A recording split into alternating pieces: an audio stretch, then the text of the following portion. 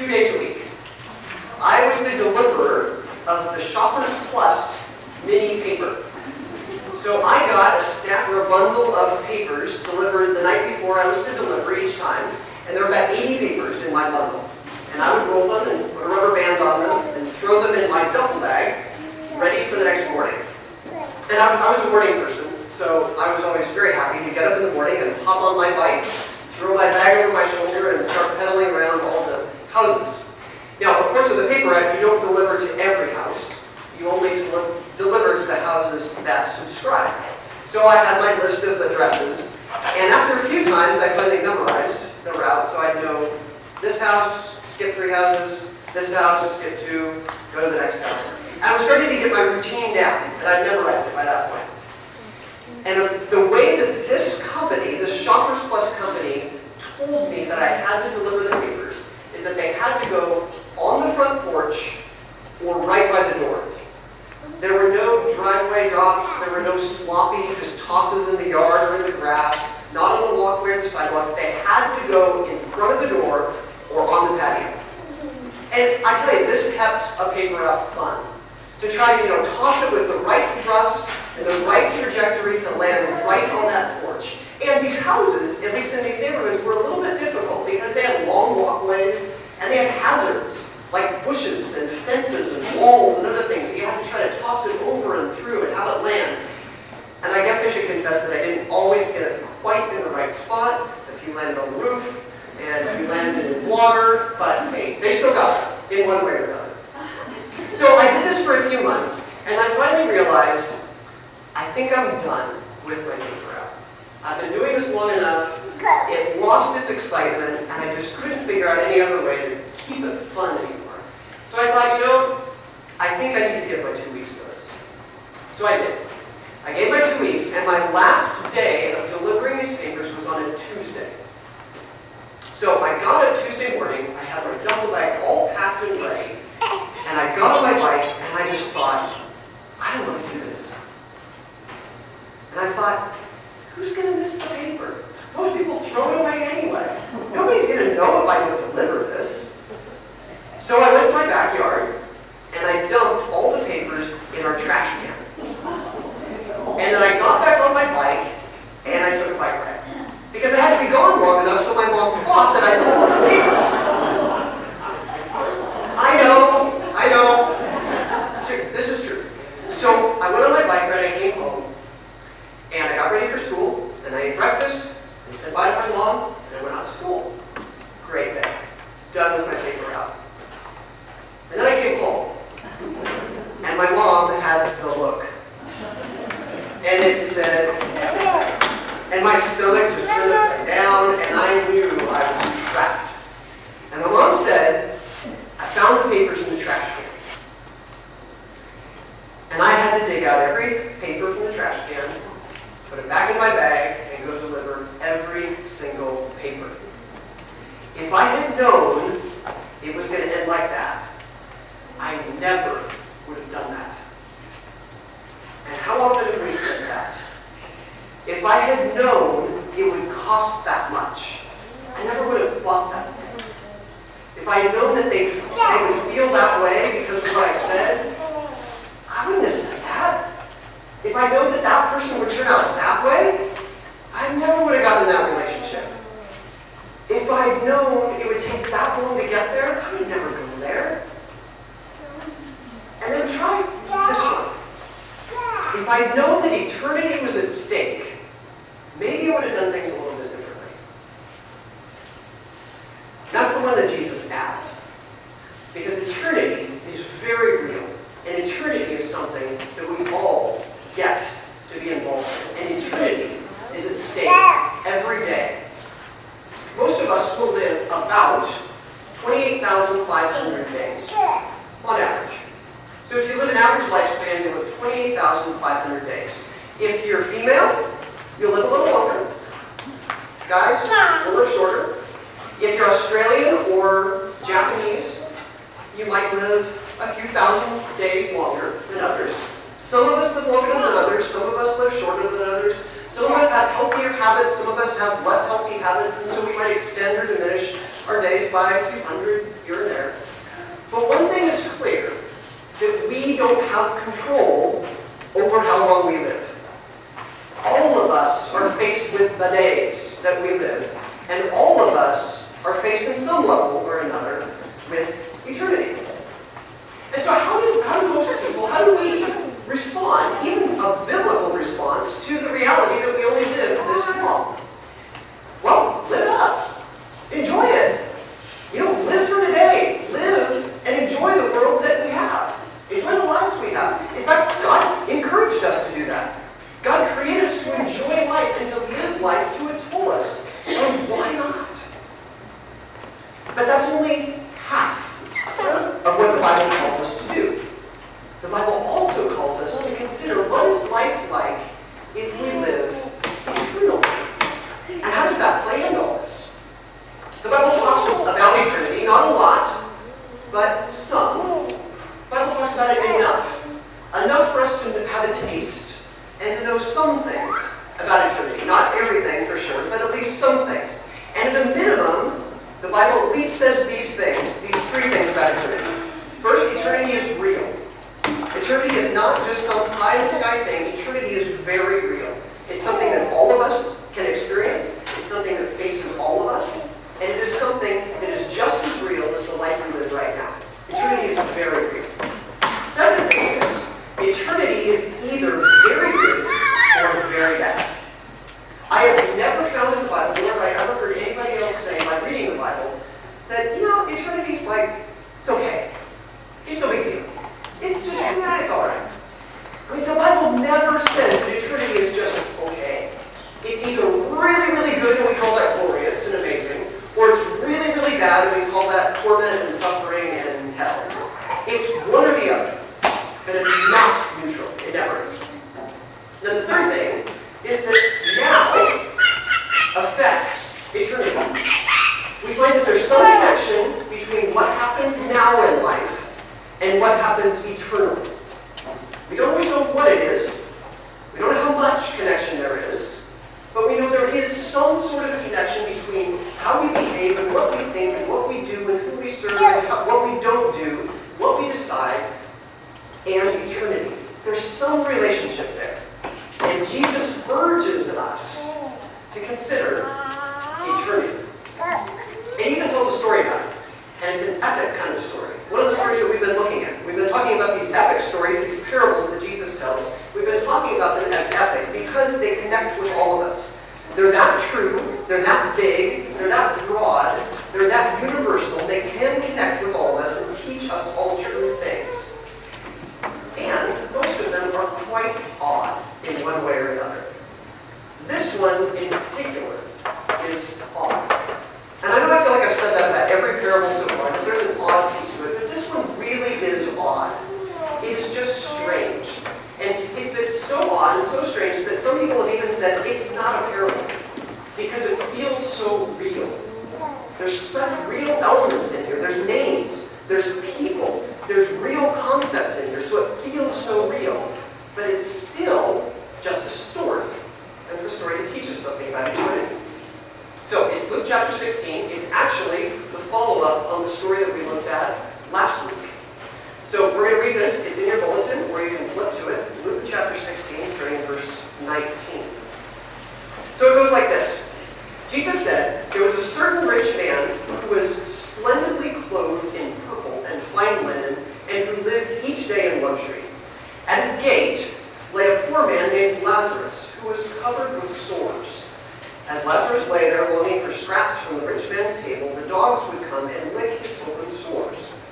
Finally, the poor man died and was carried by the angels to be with Abraham.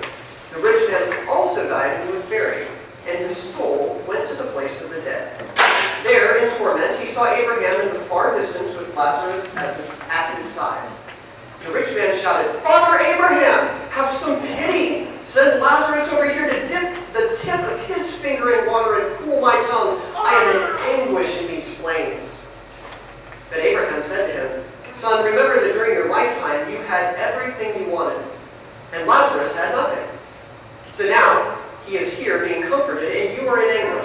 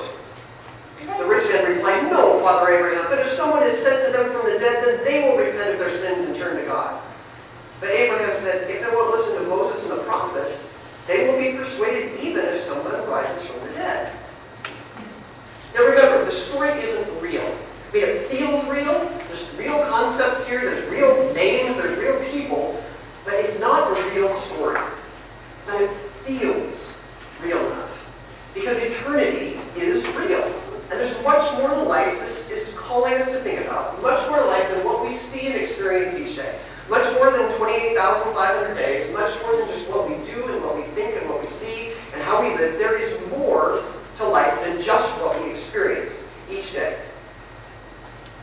And Jesus encourages us to think about eternity in a brand new way through this story. He thinks about eternity differently, I think, than oftentimes we think about eternity. So let's look at what he says. Now remember where the story goes. And the story is about this rich man, primarily. It's about the rich man, and while he's still living, he has everything he needs and everything he wants. He's living in comfort. He's kind of the poster child for prosperity. He is the royal figure. He is the person that everyone wants to be like. And he is comfortable. He has everything that he needs. And then there's the poor man Lazarus, who incidentally gets a name in the story. The rich man doesn't get a name, but the poor man gets a name. So we can call him by name, but not the rich man, which is kind of interesting. But even though the rich man sees Lazarus after he dies and after Lazarus dies, and one goes to one place and one goes to the other, even though the rich man sees Lazarus every day in his unclean, poor, destitute state, he never feels on earth the urgency to serve him and to help him. He's living life. He's living today. He's living now. He's thinking about himself. He's thinking about his situation. He's living his life, and he's living now. So they both die. Lazarus goes to what seems to be heaven, and the rich man goes to what seems to be hell. The Hebrews call it Sheol. The Greeks call it Hades. Pick a name. It's just a place that we don't want to be. It's filled with torment and suffering and who knows what else, but it is a place that nobody would want to be. So the rich man realizes where he is, and 3 times he calls out for help. And these 3 times are really interesting about how they move from one place to another. The first time, the rich man calls out to Abraham to help him. He cries out for Abraham in heaven to send Lazarus to help him out. And he soon finds that there's no helping because there's this chasm separating them. One can't get from one place to the other or the other place to the one. You can't go between the two. So he's crying out to Abraham to help him, and he realizes there is no helping. So the second time he calls out for help, he calls out for Lazarus to help all of his brothers. He figures if there's no helping me because I'm done, then what if you can help them? Because if only they knew that eternity was at stake, maybe they'd do some things differently. So he calls out to Lazarus, please go and help them. Well, then the third time, when he gets rejected again, he calls out for help again. He says, well, it doesn't matter if it's Lazarus. Just send anybody. I don't care who it is. Because if somebody from here goes there, then surely they'll realize that forever is at stake and they'll start to maybe do some things differently. And that's the end of the story. We don't know what happens to them. We don't know what happens to the rich man. We don't know what happens to the 5 brothers. We have no idea where the story goes or how it ends or what happens to these people. But what is it that Jesus understands about eternity that we don't understand about eternity most of the time? Jesus sees eternity as seamless with life. See, we often, I think, see life as life now, eternity then. We live now, and once our days, however many they are done, then we move into this second phase of eternity. And they're separate. They're distinct. You have to transition from one to another. And I don't think this is how Jesus sees this. And it seems like Jesus is saying, there's no separation. It's all life. And we call it eternity. It's all one thing. You don't move from one to the other. It's all one life that God created us for. It's all eternity. And it's like Jesus is saying,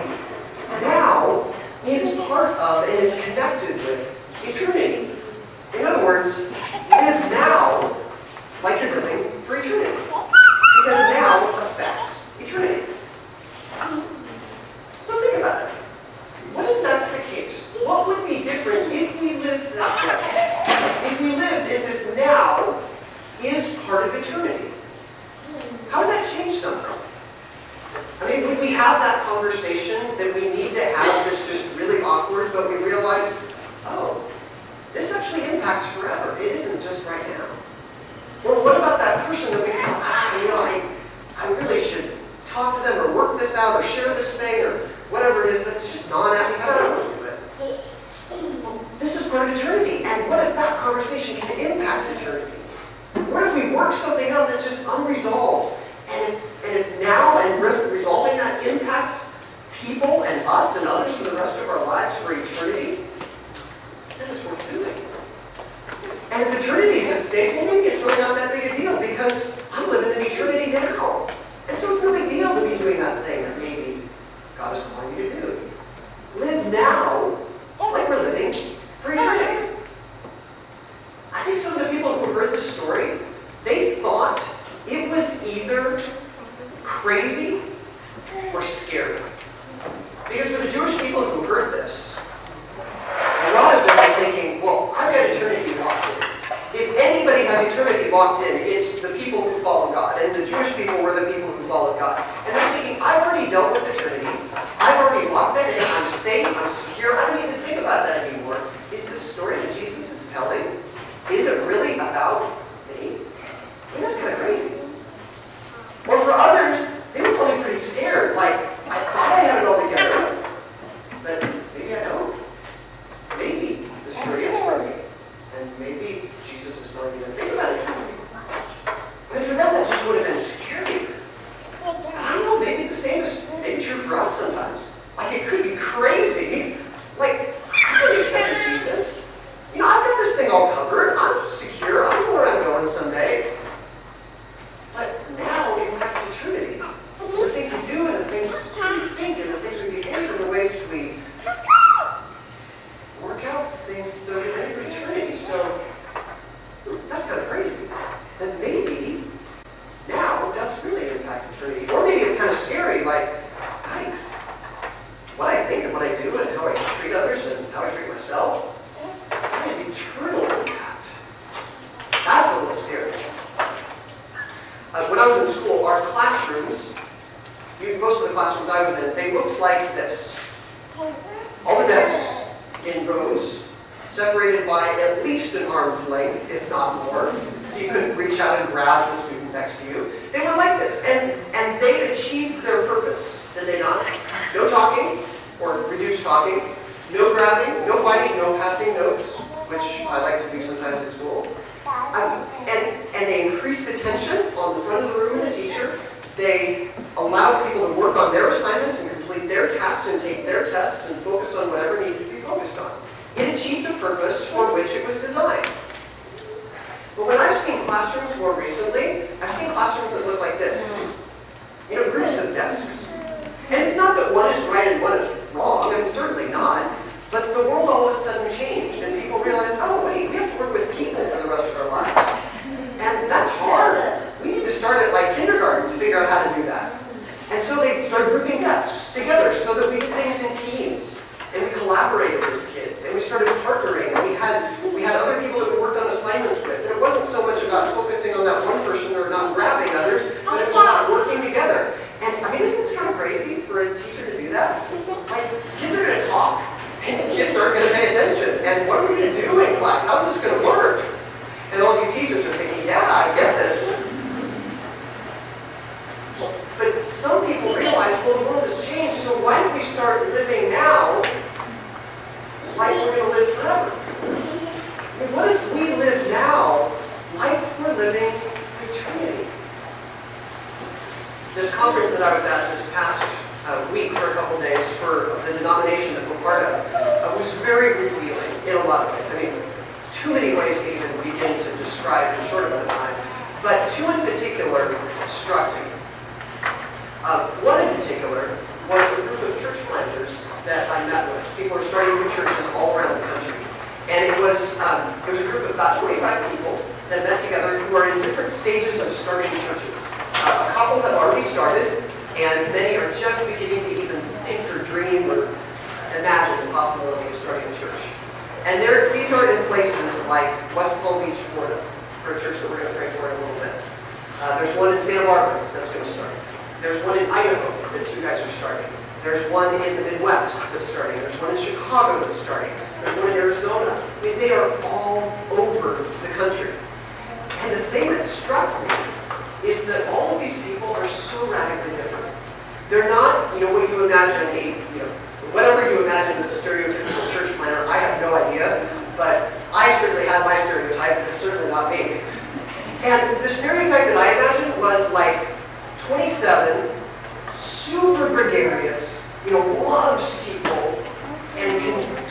anybody and be all things to all people.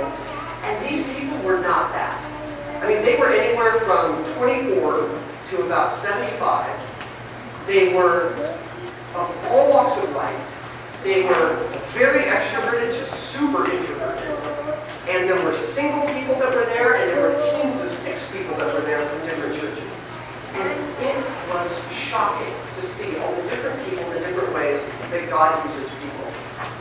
And the thing that came out in our conversations is we were sharing each other's stories and talking about our experiences in our churches and our locations and what we felt like God was doing in our lives. The thing that stood out to me in hearing all of these stories is these people are living with this sense that God has something so much bigger and so much more than we're currently at. They've all been given a vision, just like we've been given a vision, for a church that will last far longer than just now. It was like they were living for something so much longer and so much bigger. The other thing that stood out to me at this conference was something that I emailed out the first day I was there to a number of people. And it was the fact that this group that were officially part of this thing, well, we call our church is officially part of a denomination. And it was really funny because the first talk was given by the executive or the CEO, if you call him that, of the denomination. And his first line, and then he talked about it for about an hour, was, "This is not meant to be a denomination." And everybody's like, "What do you mean? I'm in a denomination. That's what I'm here for." It's like, no.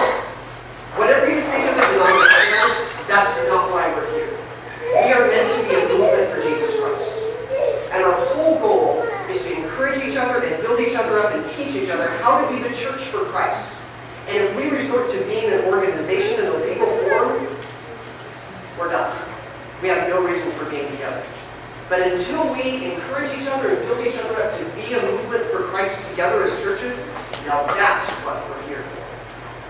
We're living for something so much bigger than what we are and what we look like right now.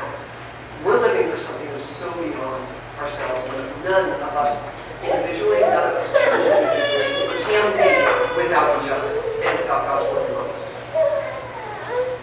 I was reminded how many people are thinking this way about eternity. That it's not just now, it's so much bigger and it's so much broader, and God